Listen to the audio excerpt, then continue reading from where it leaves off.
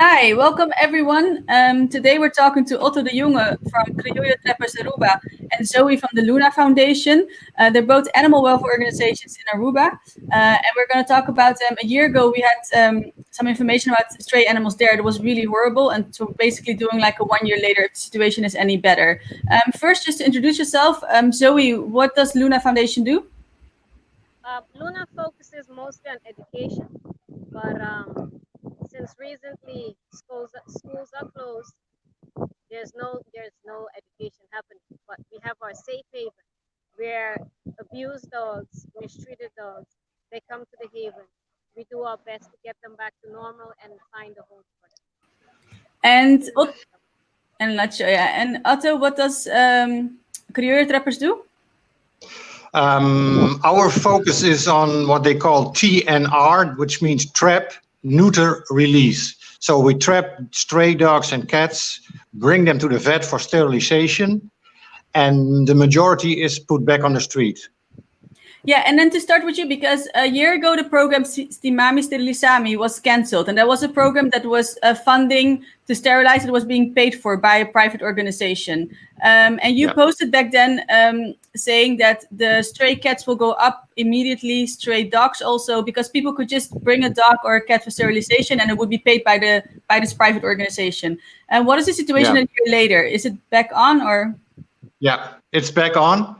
The organization Sterilization covers about half of the costs, not the full operation. They cover half of it, so it means that private persons need to pay the half, and if like Crijojo Trappers of Luna brings dog to the vet, they have to pay half of the costs of the sterilization. Okay. So then the dogs, cats are sterilized and they get a microchip. Oh, perfect. But then have you seen a decline? Is there a decline in stray animals, or is it going up?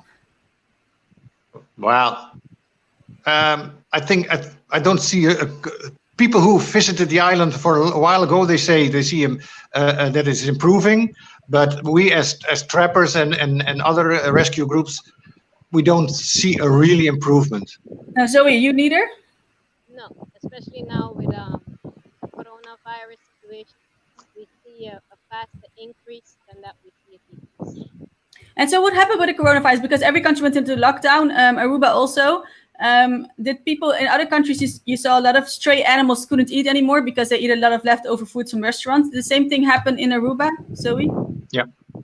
Yeah, we had that as well, but many foundations came together, and we still are, and we try and feed as many as possible on the street, especially now that there are no tourists and the hotels are closed.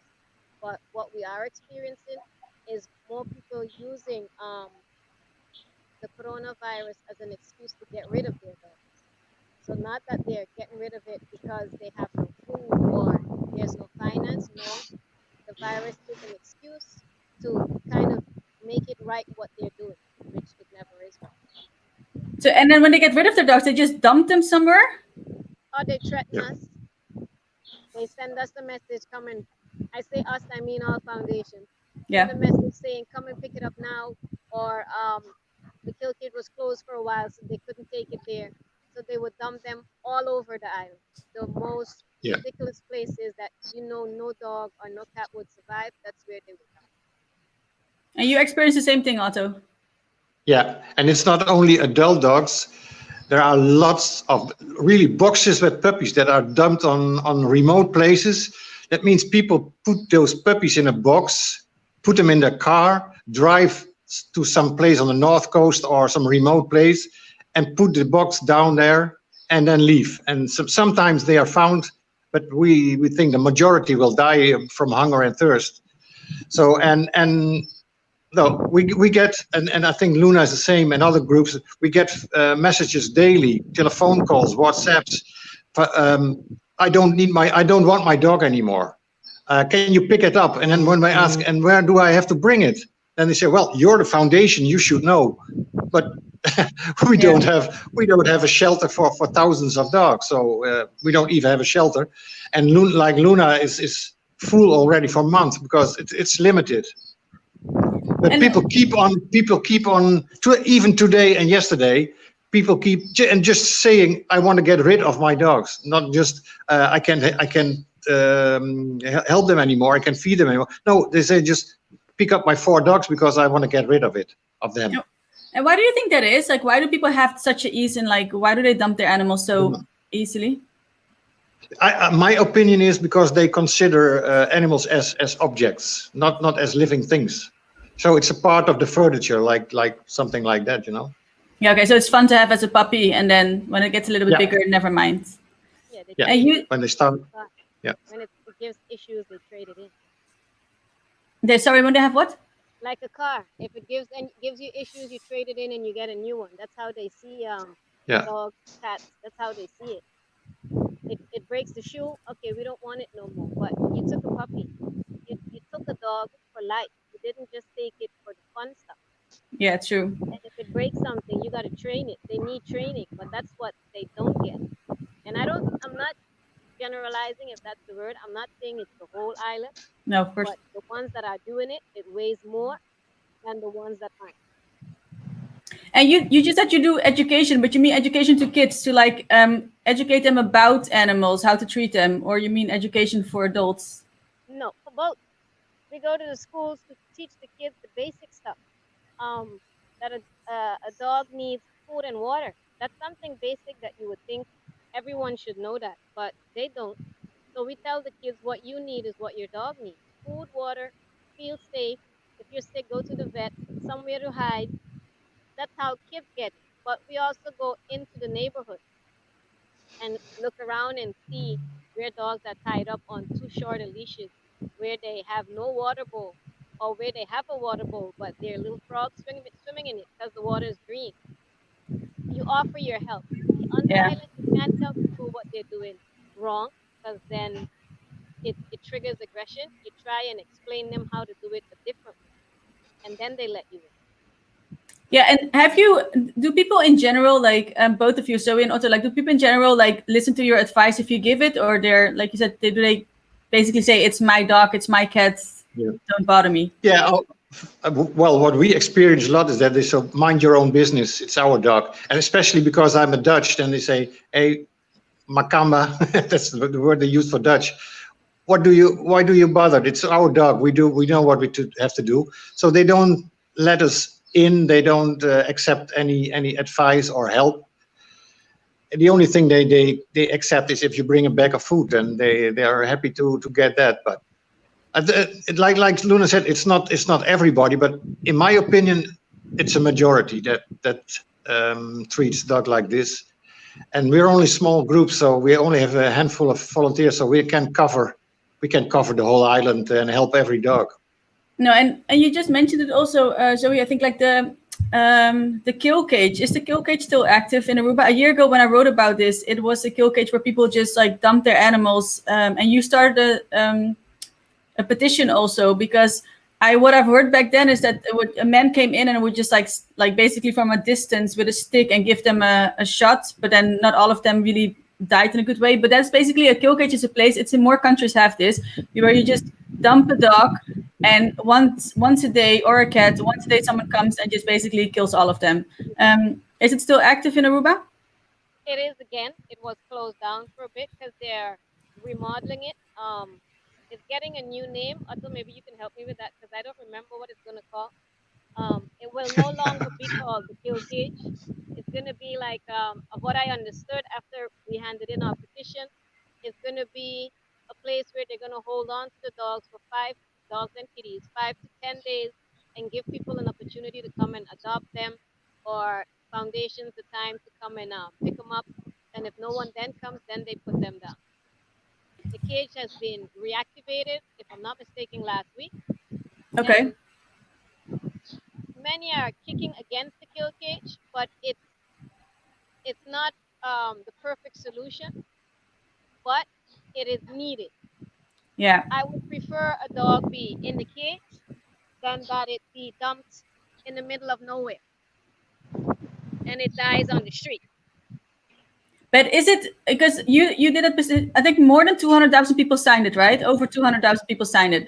Okay, so then it was closed, it's being remodeled, but now like it's opened a week ago, and so they keep the animals for 5 days now. That's happening already. They opened it and it's still the same as it was before. They said they opened it before being finished or before being ready to implement the new cage. So it was they had to open it to stop people from dumping their animals everywhere. That's how they bring it. The government brings it. Okay, because people were just dumping them anywhere, and now they like that. Okay, that's why they opened the kill cage again. But when will they implement the 5 to 10 days? Do you know? That's good. We've had this conversation since last year somewhere, and there's always a delay. No money, no staff. We're working on it. We're thinking on it. Oh, you have a lot of wind now. Go on. Yeah, because I moved away from where I was sitting. Sorry. Yeah, that's okay. No, now you're good again. But okay, so 5 to 10 days. Okay, but you don't know when they're going to implement that. That's the idea that they want to do. Yes. And then kill the animal because do they still kill it the same way? A man walks in with a stick and they just give it a shot. Do you know? I don't know. I've heard that it's not like that anymore, but I have no proof, so I cannot say it is or it's not because I don't know. They say they do it the way it should be done. They say. I don't know. If that's happening. But do you also rescue, Otto, do you also rescue people, animals from the kill cage? Or is there an organization in Aruba that does that? Well, it's every group, just incidentally, if somebody is there and finds like puppies or dogs, then they help. It's not, we're going there specifically to save dogs because it's impossible. It's, you can, I drive a pickup, I could load my pickup every day there. And where do we bring them? That's the problem. We save sometimes, but also private persons, they go there and save dogs, but you cannot save them all because they, like Zoe said, the moment they closed it, the dogs were just left in front of the door on the street, in front of the kill cage. And then we know they have the animal shelter. The animal shelter is close to it, so sometimes they save 1 or 2. But it's impossible to load every dog on your car and then go where, it's impossible. Yeah, okay. So it's almost like so we just said it's almost necessary a kill cage in Aruba. It is. Yeah. It's just everywhere in the world they call it different. They call it high kill shelters. Yeah. And we call it kill. The problem starts. It's so easy. The problem starts while people don't sterilize their dogs. If you sterilize your dog, you don't have to bring puppies to the kill cage. So this is, I call it, it's like a cosmetic thing, They open a kill cage. The world thinks, okay, how nice, they change the kill cage. But the problem is, if people don't sterilize their dogs, the kill cage will be there forever. Yeah. Okay. Yeah, that's really And is the government jumping in the spay and neutering? Is the government because what does the government do when it comes to stray animals? Nothing. The kill cage is governmental. That's the only thing. That's the only thing they do. Because you would think the government, because you have so many American tourists coming there, that it is in their favor somehow if they have a humane way of treating stray animals. Yeah, but I know that sometimes in the past our prime minister gave press conferences on this subject, and then she promises a lot of things. And then when the cameras are gone, it's over. That's it. She shows up when there are cameras. Ministers, parliament, people of parliament, they show up when there are cameras and they promise a lot. But in the real daily life, there's nothing changed. Nothing changed at all.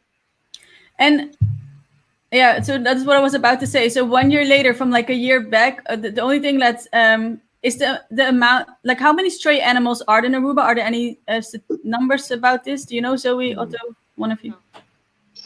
There's an estimate. Some people say 10,000, some people say more or less, but it must be 10,000 or more because wherever you go, you see them. So. And now more than ever, wherever you go, you see them. Wherever. Every corner of the street. So actually, a year later, it's like more stray animals on the streets than a year before. Yeah. I think because COVID came in, made it kind of multiply. Okay. And I think COVID was used as an excuse for a lot of people. Now they had a good excuse to dump their dogs because they said just say I can't. That's the contents of all the mails we get. All the we can't maintain our dogs, so we need to get rid of them because we don't. And if we offer, if somebody brings you a bag of food, well, they say okay, but we know we bring a bag of food. If the bag of food is empty, it starts all over again. Yeah. And so what like spay and neutering is a solution? What else could be a solution in Aruba? Do you see a younger generation caring like in a different way for animals, Zoe? I see it in a smaller scale because most of Luna's volunteers are the youngsters. Our volunteers are between 15 and 18. We have a few that are around 10 years old because we focus on the young. We from Luna, we do believe in combination with spay and neuter, education will work. But it has to be something that the government helps us with. We can't be just one foundation entering schools. It has to be within the school curriculum that the teachers teach it to their kids. Because we have teachers that don't even believe or don't even understand in how to take care of their own pets. How are they going to teach our youngsters how to do it? So that's where the government has to come in to form some kind of lesson material, curriculum, as I said, to help our kids understand it better, because they're not going to get it from home. And what is it when you give this idea to the government? How do we respond to that? Because it's a very easy to be implemented idea actually, and they could use your organization. That's Sorry? the answer to everything. They are busy with it. It's in the pipeline. Translated straight out of Dutch. It's they're working on it. They said they have already the curriculum. It's on someone's desk, and it has to be signed, and then it will come out. That was 2 years ago. It's still on someone's desk in the lower drawer somewhere, but they're working on it. And then it's how? Not a priority. That's what the idea that we get. It's not a priority. And how? So like your own personal when did you start Luna Foundation, and how come you did feel so much towards animals? Luna exists since in March this year. We're here 2 years.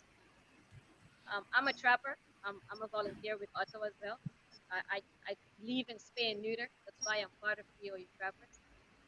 I always had a weakness for dogs, and even though I am Dutch, which many accept me on this island, not knowing that I'm Dutch, I don't get the word Makamba thrown at my head that easy. But I am Dutch. But I grew up here as well, and I've always said when I come back to this island, I want to do something to change that. And our animals suffer way too much. For us to have the slogan, One Happy Island, what's going on with our animals, and not just our animals, send it over to our children as well, because abuse is high on our beautiful island. Something has to change. And I figured, why not team up with the rest of the foundation, but make ours one to educate. The haven is for the kids. The kids can come here and they can see what it is that the monsters out there do to our dogs. We have dogs in here that have been beaten almost to death. And then you see them come back to being a normal dog. Kids learn from what they see. They learn by experience. Things they see is what they remember. Just words. Words are just words. We're trying to make it change. It's moving slowly. We need help, but we're trying.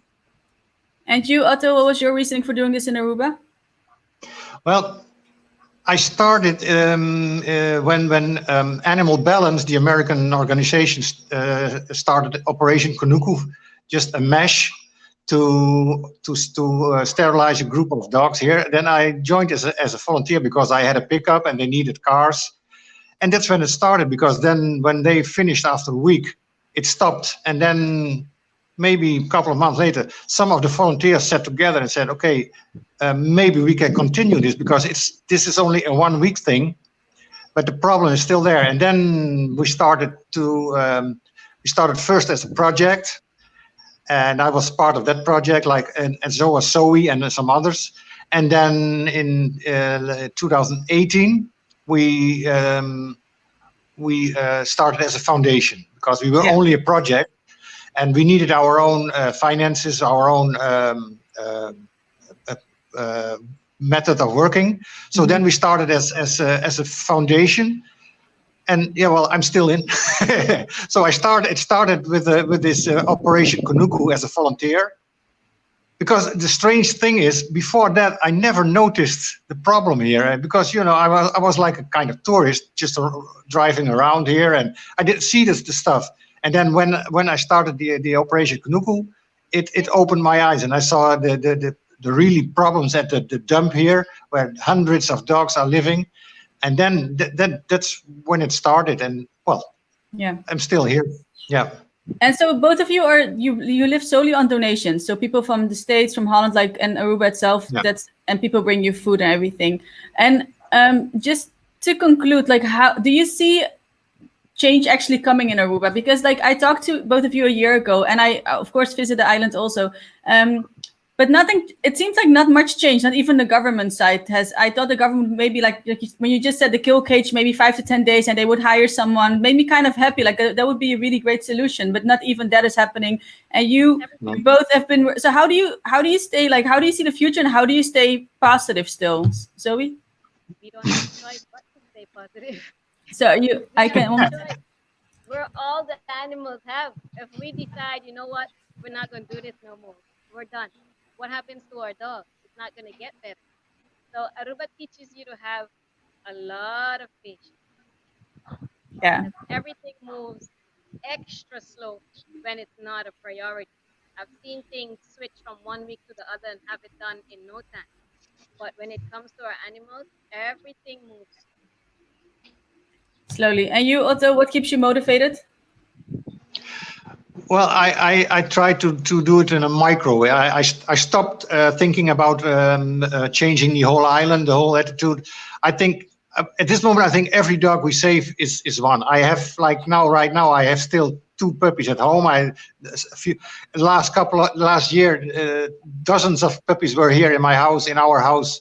We raised them, we sent them to the Netherlands. That keeps me going on, because we save a lot of dogs. Yeah. But I'm very cynical if it comes to really change in the short future. I'm not very positive. And since Corona came, the financial situation is very bad here. Private persons, but also the government needs money from the Netherlands. So this is not a priority, and it will not be for the coming years, I'm afraid. So, you know, working together with Luna, with other groups, 9 Lives, Sergeant Peppers, if we do it together, and just right this morning we were talking about it. We need to do.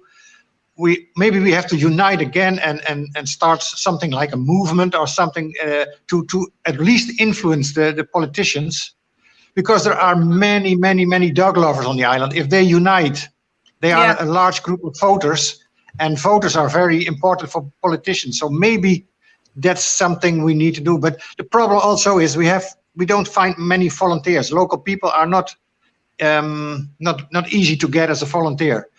Maybe things like what Luna is doing, taking care of dogs. That's something. But like trapping is quite physically heavy work. You don't find people standing in line to help trapping. Oh, sorry, what did you say, Zoe? Taking care of the dogs, volunteers come and go. They come and they realize, ooh, this is a hard work. Scooping poop and feeding all these dogs and giving them attention, and they show up maybe once or twice, and then it's too much. Yeah, so it's okay. So you need basically volunteers. You need funding. You need to make uniting, maybe like all of you together doing something. And like you just said, like I do see a younger generation really caring for animals, but maybe a lot of people don't know how bad it is sometimes, because the slogan "One Happy Island," like I've for the past 15 years I go to Aruba, and only the past 2 I realized how bad stray animals have it in Aruba, because everything you see is just beautiful, and it's the beaches, and but there is, I think, a younger generation who's starting to see that too. So having some influence and just that's everywhere in the world, by the way. But like for an island like Aruba, it should be doable, because it's such a small island. Like you should be able to, and spay and neutering is the solution, I think. I'm gonna think. Thank you both for your time and for the interview. Good luck. I hope in a year when I talk to you, everything has changed in Aruba. Let's hope. Yeah, let's hope so. Thank you. If it would be up to us, it would change. But you know, we're only a handful of people, so we need more support. So Yeah, maybe this will help. This video will help. Yeah, sorry, what did you say, Zoe? If they would listen to our advice and how we see it, a change would happen real quick. But Yeah, you've given a lot of pointers in this interview, so I think if somebody in the government were to watch this, they could like take it seriously. I really hope and I hope also the kill cage. Keep me posted on what's if that's actually going to be the correct way instead of the way it's being done. It was being done. Thank you both so much for your time, and I'll talk to you next time. Eh? Okay, welcome. Bye. Have a nice day. You too. Bye, Zoe. Bye. bye, Bye. Otto. Bye.